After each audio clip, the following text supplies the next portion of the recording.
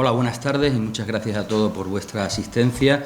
Bueno, en primer lugar, felicitar hoy el Día de los Ángeles Custodios al Cuerpo Nacional de Policía. Y bueno, esta comparecencia se debe a la valoración que quiere hacer el Partido Popular desde Ceuta de los acontecimientos de la pasada semana en cuanto a la sesión de investidura.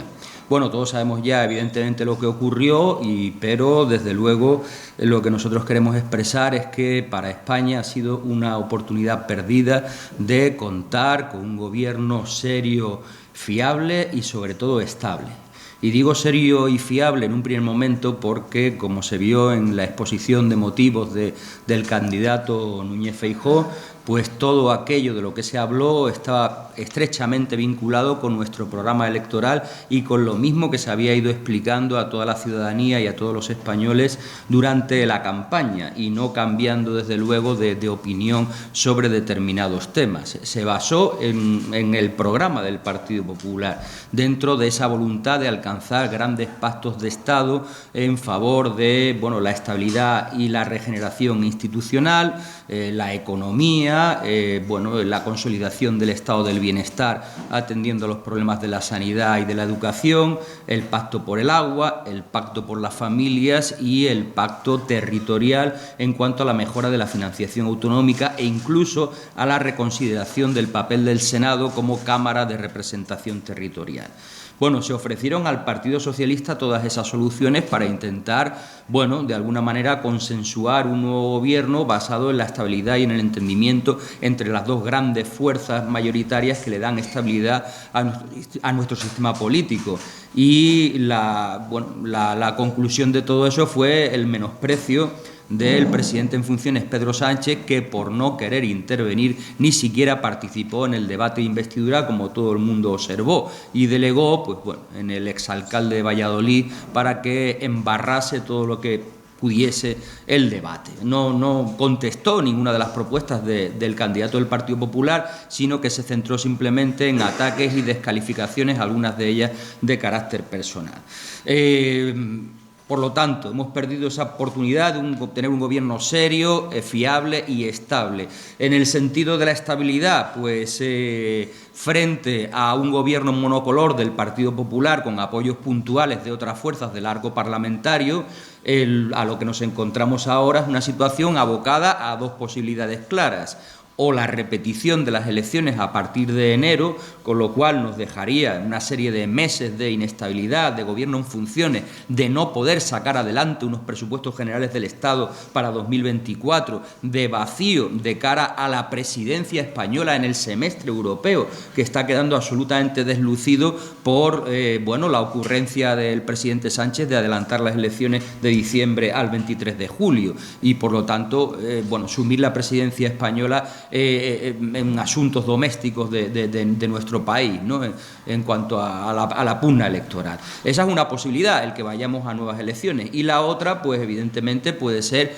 la investidura de un nuevo gobierno de Pedro Sánchez basada en una coalición de partidos que parecen, desde luego, difíciles de alguna manera coordinar o cohesionar, Va a ser, si eso se produjese, la investidura de un segundo gobierno Frankenstein del señor Sánchez, sería la primera vez en la historia de nuestra democracia actual, del régimen del 78, la primera vez que la fuerza política más votada no gobierna el país.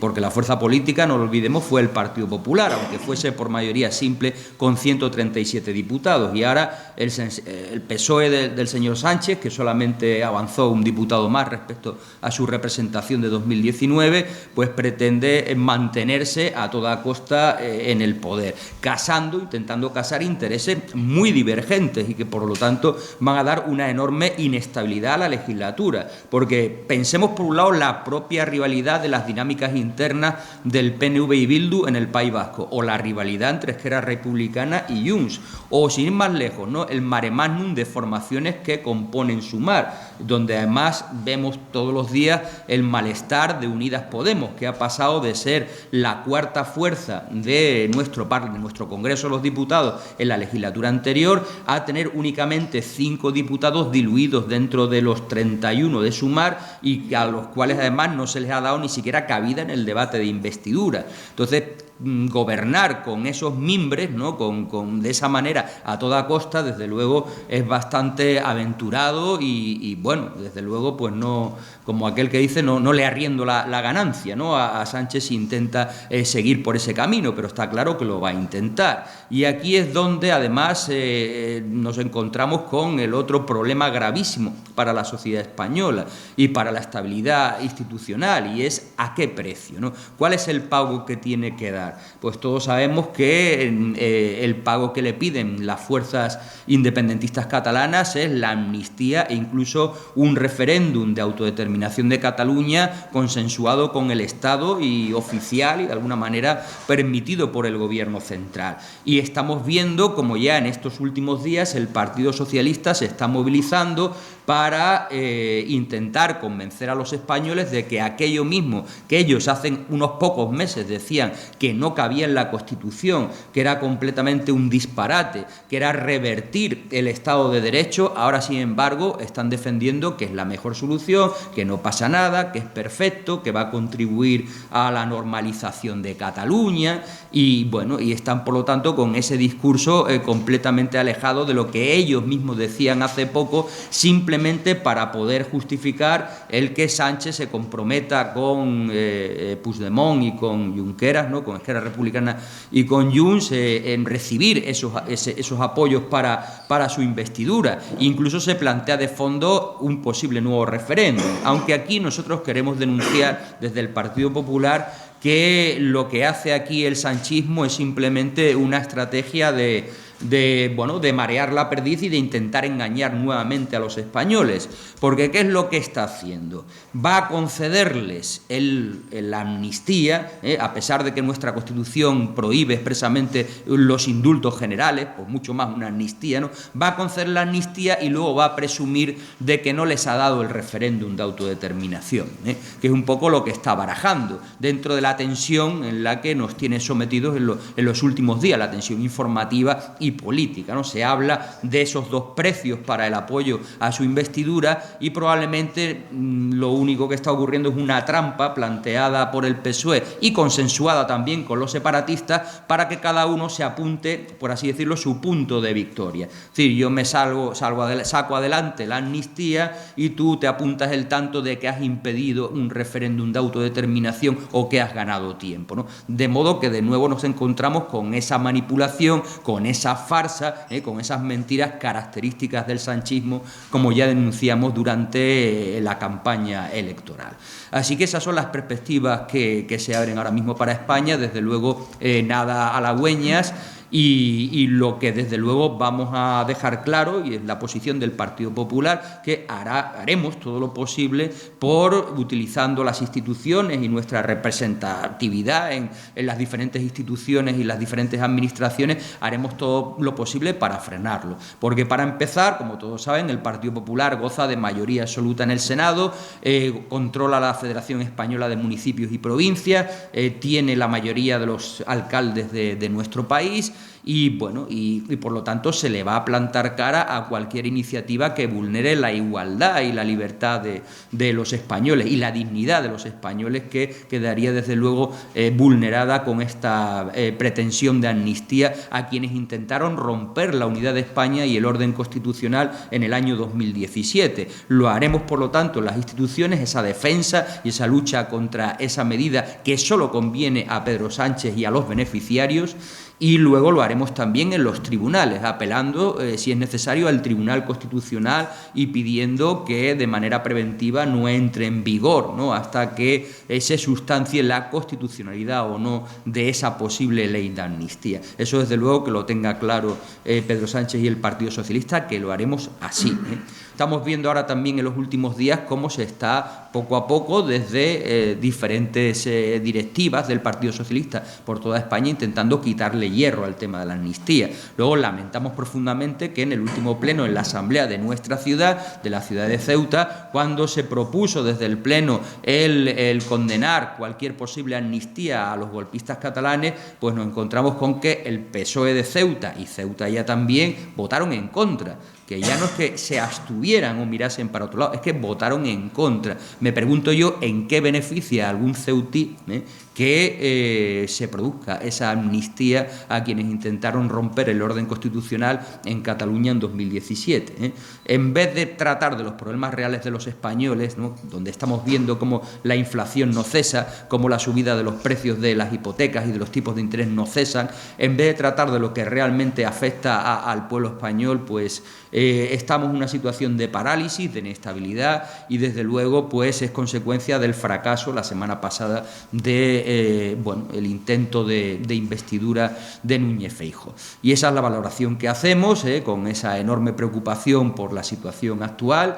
Y desde luego, pues como ya digo, seguiremos vigilantes y defendiendo los principios que unen a la mayoría de los españoles en torno a la igualdad, la libertad, la dignidad y la defensa de la Constitución frente a la ambición personal de una única persona, valga la redundancia.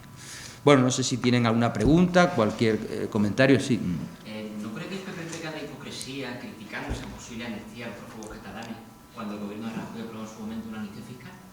Es que no tiene nada que ver una amnistía fiscal, de las cuales han existido varias en la historia de la democracia actual, con una amnistía que desde el punto de vista político, una amnistía es un proceso que se acomete cuando se produce un cambio de régimen o al finalizar un conflicto armado, porque, bueno, por poner un ejemplo, en la amnistía de la transición, en el momento que España se convierte en una democracia que afirma el pluralismo político, ¿qué sentido tenía mantener en la cárcel a personas que lo estaban porque militaban en el Partido Comunista o militaban en el sindicato o comisiones obreras, que eran ilegales en la época del franquismo, cuando ahora ya se iba a permitir? Entonces la amnistía es razonable, porque se trataba de decir, bueno, borrón y cuenta nueva y empezar de nuevo en la construcción de un nuevo orden constitucional. Pero aquí, salvo que la pretensión final del señor Sánchez sea destruir el régimen de 1978, ¿qué sentido darle una amnistía a quienes sabían que estaban incumpliendo la ley, a quienes malversaron fondos públicos,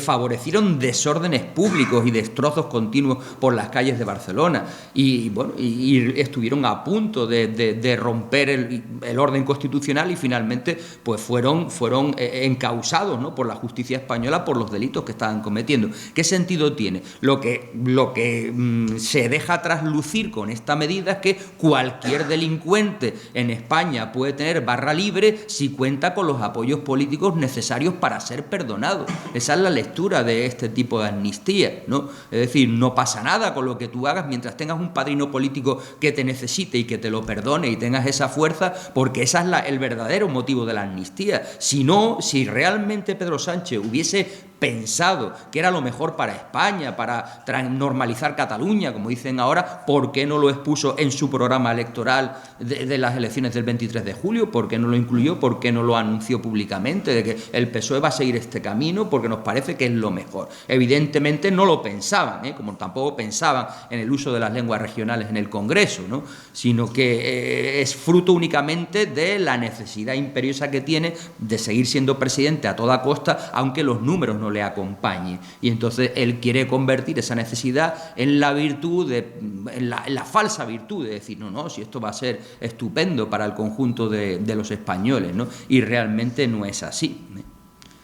¿Cree usted como diputado que si se debe constituir un gobierno de Pedro Sánchez en las condiciones a las que usted ha descrito, ese gobierno sería ilegítimo? No, vamos a ver, si se constituye ese gobierno, evidentemente el gobierno, nosotros tenemos un sistema que es parlamentario y por lo tanto la presidencia del gobierno nace del apoyo mayoritario de las Cortes, del Congreso de los Diputados. Entonces, si él consigue realmente agrupar pues esos 178 apoyos que parece que podría conseguir si compra, ¿no?, con el pago de la amnistía los votos de Junts y de Esquerra Republicana, si lo consigue, el gobierno sería legítimamente democrático. Eso es evidente. Ahora, ¿cuál es el precio que está pagando? Pues desde luego un precio que va, ya digo, en contra de la dignidad y de la igualdad de todos los españoles. Lo que podría ser inconstitucional, y nosotros mantenemos que es una ley de amnistía que realmente no está ni siquiera contemplada en la Constitución. y luego ya veríamos cómo funciona ese gobierno de coalición en el cual tiene que aunar y contentar intereses muy diversos. Pensemos, por poner un ejemplo, ¿no? ¿Qué tienen en común la política económica que pueda defender el PNV y Junts respecto a la que pueda defender la coalición Sumar? Pues absolutamente nada en cuanto a los planteamientos de cuáles son las medidas que se deben tomar pues para dinamizar la actividad económica, el empleo, las pensiones, el salario mínimo interprofesional. Es que no tiene nada que ver los que defienden unos y otros. ¿Qué va a hacer Sánchez o qué va a hacer el nuevo gobierno? Cuando depende de los votos de todos y cada uno de ellos para sacar adelante cualquier ley. Cualquier ley. O sea, realmente, bueno, ahora lo hemos visto, ¿no? En la investidura cómo incluso se han producido errores en la votación y que parecía que podían hasta desnivelar o cambiar el sentido de la balanza del resultado, ¿no? Y si en la legislatura anterior el equilibrio era bastante inestable, ahora ya es absolutamente demencial, ¿no? Cualquier voto que baile, cualquier apoyo que baile va a hacer que leyes que quiera promover el gobierno de Sánchez no salgan adelante, teniendo en cuenta además serán votadas en contra en el Senado, salvo que el Partido Popular esté de acuerdo con ello, ¿no? Así que, en fin, desde luego cualquier político con sentido del Estado y medianamente sensato no se metería en esta huida hacia adelante, caminando por el filo de la navaja, simplemente por la ambición personal de seguir siendo el presidente del gobierno, porque lo razonable hubiera sido decir que lo intente el Partido Popular con su mayoría simple y si ve que no puede gobernar en esas condiciones, que no puede sacar presupuestos en esas condiciones, pues que haya una nueva convocatoria electoral, ¿no? Pero no bloquearlo todo y jugárselo ahora a ver qué conceden los partidos nacionalistas y por dónde podemos pactar y qué equilibrios de poderes podemos conseguir. Sí, usted, si Pedro Sánchez es nombrado para pasar por una investidura, no votará en abstención, como pedía la señora Aguirre, ¿no? No, el Partido Popular va a votar que no a la investidura de Sánchez, ¿no? A pesar de que efectivamente haya habido una opinión particular de la señora Esperanza Aguirre que, con tal de que Pedro Sánchez no dependa de los votos de Junts y Esquerra, ha llegado a insinuar o a defender la idea de que el Partido Popular se abstenga en la investidura y se la ofrezca gratis a Pedro Sánchez para que no sea rehén del chantaje de los independentistas. Pero bueno, realmente es que no serviría para nada, porque lo iba a ser inmediatamente en cuanto haya que empezar a negociar los presupuestos generales del Estado de 2024. Y desde luego el PSOE de Sánchez ha demostrado que no quiere nada en cuanto a concordia o intento de negociación o sentido de pactos de Estado con la otra fuerza mayoritaria que es el Partido Popular, que lo único que quiere es aferrarse al poder dentro de su coalición de extrema izquierda con las fuerzas separatistas y es lo que está buscando. Así que desde luego pues sería una hipocresía por parte del PSOE que después de lo que hemos visto la semana pasada ahora le pidiesen al Partido Popular la abstención en la sesión de investidura de Pedro Sánchez y ya le digo yo que no se va a producir y yo por lo menos desde luego pienso votar que no, en el plano personal ya. Yo quería saber por qué Óscar Puente embargó el debate con su intervención. Bueno, porque en un debate de investidura se supone que el candidato expone cuáles van a ser las medidas, el programa político que va a aplicar en el caso de gozar de la confianza mayoritaria de la Cámara. Por lo tanto, expone su programa de gobierno, cómo va a organizar el país, cuáles son los principales problemas que va a atender. Y se supone que la oposición le va a contestar los diferentes grupos políticos en cuanto a si está de acuerdo o no con esas medidas, incluso pues proponiendo alternativas, ¿no? Y el discurso del señor Puente, Puente debajo del cual se escondió Pedro Sánchez, ¿no? Por cobardía, por no salir a dar la cara, Puente lo único que hizo fue lanzar descalificaciones al candidato del Partido Popular y empezar a sacar, pues, en fin, sacar temas que habían ocurrido además hace un montón de años y acusaciones, pues, que si otra vez, que si la guerra de Irak, que si el Prestige, que si, en fin, empezó a sacar temas que no venían a cuento y que no buscaban dar solución a los problemas de la España de 2023, sino simplemente embarrar el debate, provocar la bronca política y, bueno, y que a la cual no entró el presidente Feijóo, aunque es verdad que dentro de la bancada del Partido Popular pues hubo un enorme malestar y más de alguna vez abucheamos, ¿no?, lo que estaba ocurriendo porque nos parecía impresentable que no diese la cara el líder del segundo partido más votado y presidente del gobierno en funciones. Una cosa que quería yo preguntar, si se interpelaba a Feijóo como posible candidato a la presidencia del gobierno, fue más una moción de censura a Sánchez que una investidura a Feijóo, porque el PNV, el portavoz del PNV también se fue bastante duro con ustedes, cosa que también ustedes necesitarían los votos del PNV y cosa que el PNV se lo ofrece porque su socio va a ser Vox, que quiere ilegalizarlos. Bueno, vamos a ver. Yo creo que la exposición que hizo el presidente Feijóo, desde luego, tuvo el tono de investidura, de intentar conseguir la confianza de la Cámara. Luego, en el debate posterior, pudo dar la sensación de que había ahí una censura hacia el gobierno de Sánchez. Pues en el debate posterior, en el toma y daca entre los diferentes portavoces parlamentarios y el candidato del Partido Popular, Núñez Feijóo, bueno, pues tal vez sí en algunos momentos, pero no fue el planteamiento inicial del candidato del Partido Popular, que lo que hizo fue defender el programa de gobierno que iba a aplicar en España. Eso, y luego, evidentemente, poner también de manifiesto que si el Partido Popular no alcanzaba los votos suficientes para la investidura, como así ocurrió, era ni más ni menos porque el Partido Popular no estaba dispuesto a arrastrarse a las peticiones de los nacionalistas e independentistas, porque si Feijóo hubiera estado dispuesto a pagar con la amnistía, hubiera conseguido los votos de Junts, ¿no? Y por lo tanto sería hoy en día presidente del gobierno. Pero claro, entonces nosotros ya no seríamos el Partido Popular, seríamos otra cosa y habríamos traicionado a todos nuestros votantes y a las personas que confiaron en nosotros, cosa que parece que dentro del Partido Socialista les da igual, el decir una cosa y luego hacer justo todo lo contrario, ¿no? Simplemente por el interés de cómo ha quedado la aritmética parlamentaria.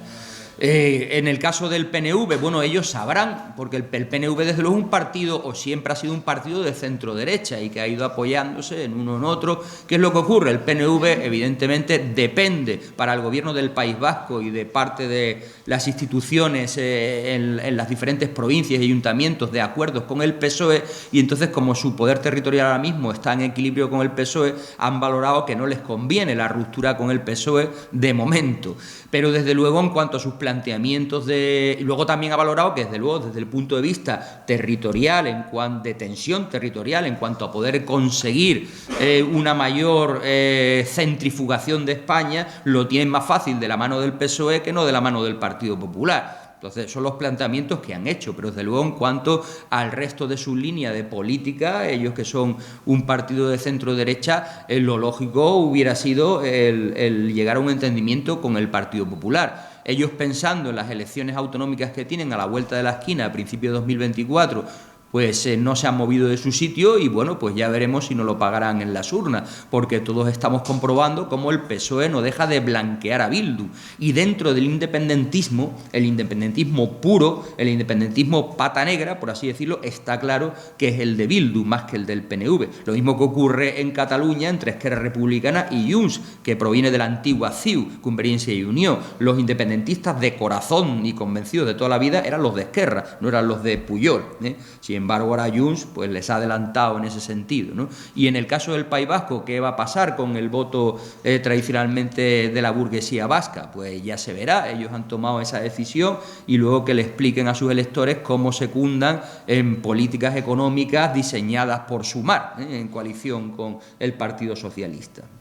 Parece que desde el Partido Popular lamentan que es la primera vez en la historia de la democracia, ¿no?, que la fuerza más votada no vaya a gobernar. No sé si ustedes lamentan de la misma manera la misma situación, pero a un nivel ya territorial inferior, a nivel comunidad, a nivel municipios, donde después de las elecciones municipales y autonómicas en diferentes puntos de España, la situación es la contraria a la que ustedes lamentan. Ha ganado una lista votada, pero el gobierno. Sí, bueno, vamos a ver. Yo me he referido expresamente a elecciones generales, porque así han sido las elecciones generales. Bueno, hubo otro caso en el cual la lista más votada no gobernó, que fue, creo recordar, las elecciones de 2015, que ganó el Partido Popular de Rajoy y se tuvieron que repetir las elecciones porque Pedro Sánchez ya en aquella época pues introdujo lo del no es no y el bloqueo absoluto al entendimiento entre las fuerzas mayoritarias, ¿no? Ahora lo que podría pasar por primera vez es que el segundo partido más votado gobierne, cosa que no ha ocurrido hasta ahora, porque de aquella situación al final lo que se produjo fue la repetición de las elecciones poco después, ¿no? En cuanto a los gobiernos autonómicos o en los ayuntamientos, pues es verdad bueno, que hasta ahora sí que ha habido ese fenómeno de coaliciones que han desbancado a la fuerza más votada. Pero ahí quiero recordar, pues bueno, el ofrecimiento que hizo el señor Feijóo a Pedro Sánchez durante el debate a dos que vimos durante la campaña electoral, en el cual le ofreció un documento para que firmase, comprometiéndose a que se respetasen, tanto en las autonomías como en el Gobierno de España, que gobernase la lista más votada. Y Sánchez, desde luego, lo rechazó de plano porque sabía que el Partido Socialista no iba a ganar las elecciones, ¿eh? Y a lo más que aspiraba era a la situación que se ha encontrado ahora. Hay que reconocer que al final le salió bien la jugada de adelantar las elecciones al 23 de julio, ¿no? Y que el espantajo de que viene el coco del miedo a Vox, pues lo han jugado bien y han conseguido convencer, pues aparte de su electorado, que al final se movilizó y le ha salvado, pero bueno, dentro de esta situación de absoluta inestabilidad y bueno, y desde luego poco conveniente para los intereses reales de la mayoría de los españoles que están a otra cosa, ¿no? A preocuparse de echarle gasolina al depósito del coche o de hacer los precios en el supermercado, en fin, o el coste de las hipotecas, ¿no? Señor Celaya, habrá, por lo que entiendo de sus palabras, ¿usted cree que finalmente sí habrá investidura de Pedro Sánchez? ¿Está consensuado, según ha dicho, según cree, entre los partidos, el PSOE y los partidos independentistas?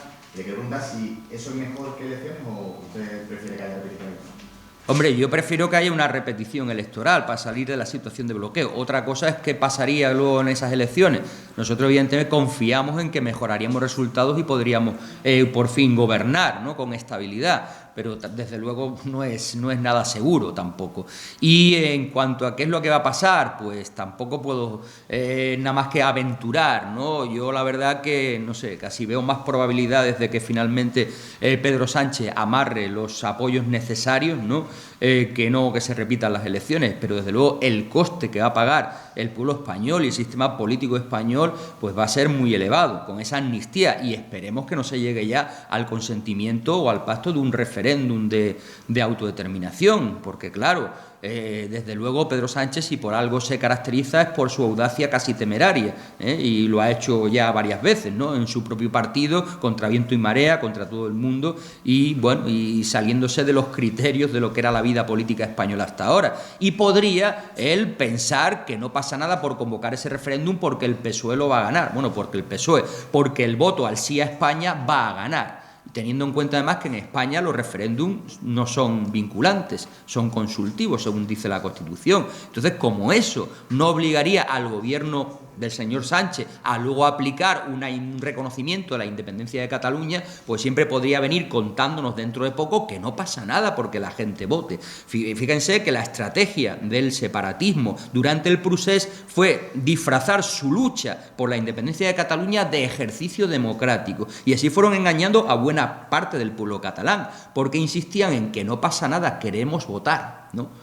Decían, pues, ¿por qué le tienen miedo a votar y que la gente exprese su opinión, ¿no? Y entonces lo disfrazaban de que era el gobierno de Madrid, el gobierno español, que era antidemocrático porque se negaba a que pudiesen votar los pobres ciudadanos de Cataluña que estaban siendo menoscabados en sus derechos. Hay que tener en cuenta una cosa, los referéndum o plebiscitos son característicos de las dictaduras, aunque sean legales en las democracias. ¿Y por qué son característicos de las dictaduras? Por una sencilla razón, porque se consulta al pueblo sobre un tema, una pregunta a la que se responde con un sí o un no. Entonces da la sensación a todos los ciudadanos de, oh, qué bien, están contando con mi opinión, yo voy a poder decir que sí o que no a este tema que me incumbe y tal, entonces se nos escucha, ¿no? Pero claro, en un referéndum lo que jamás se pregunta es ¿quién debe gobernar? Porque eso se pregunta en unas elecciones generales de las cuales deriva el gobierno del país. Entonces los dictadores siempre se han basado en los referéndums para dar apariencia de democracia. Yo pregunto cosas sueltas periódicamente a mis ciudadanos, y que tengan sensación de que aquí claro que se vota y claro que se opina, pero nunca les voy a preguntar si debe o no continuar la dictadura o debe de estar en el gobierno quien ostenta el poder de manera autocrática en este momento. Así que bueno, los referéndums tienen cierto peligro, ¿no?, desde luego, y no quiero ni pensar que al final lo concediese pensando no pasa nada, hacemos una campaña masiva y conseguimos que la mayoría de los catalanes voten que sí a España, que puede ocurrir, pero también podría ocurrir lo contrario, y si no, recordemos lo que pasó con el referéndum que el primer ministro David Cameron aprobó para Escocia y que además fue el que provocó indirectamente el procés en Cataluña. Porque claro, cuando Artur Mas vio que dentro de la Unión Europea, con el consentimiento del gobierno de Reino Unido, podía producirse la independencia de Escocia, permaneciendo Escocia dentro de la Unión Europea, pues dijeron, ya tenemos aquí el camino abierto, nosotros simplemente tenemos que hacer lo mismo, con lo cual gozaríamos de todas las ventajas y sin ningún inconveniente, porque mantendríamos la libre circulación de personas, de capitales, de mercancías, de servicios, las fronteras abiertas, pero eso sí, somos una estrella más dentro de la Unión con reconocimiento internacional. Y si Escocia lo hace, ¿por qué no con Cataluña? ¿No? Y bueno, pues aquel referéndum al señor Cameron le salió bien de milagro, porque cuando en un primer momento las encuestas daban una abrumadora mayoría a los partidarios de la unión del Reino Unido, a la hora de la verdad los independentistas escoceses casi lo consiguen. Luego le saldría mal lo del Brexit, ¿no? Y que provocando, pues bueno, las consecuencias que se han vivido hoy en día, ¿no? Así que no quiero ni imaginar que Sánchez quisiese ir por esa vía pensando, no ocurre nada, no pasa nada, los puedo engañar y puedo conseguir convencerlos y hacer aquí rizar el rizo con este tema, ¿no? Realmente nosotros lo que consideramos ahora mismo es que el engaño que protagoniza Sánchez es venderle a la opinión pública española, hemos conseguido parar el referéndum, pero a cambio hemos concedido la amnistía porque esto era bueno para el perdón, para superar la situación, cuando realmente para la única persona para la que es bueno es para él, que gracias a eso va a seguir siendo presidente del gobierno. Pues muchas gracias. Nada, muchas gracias a todos.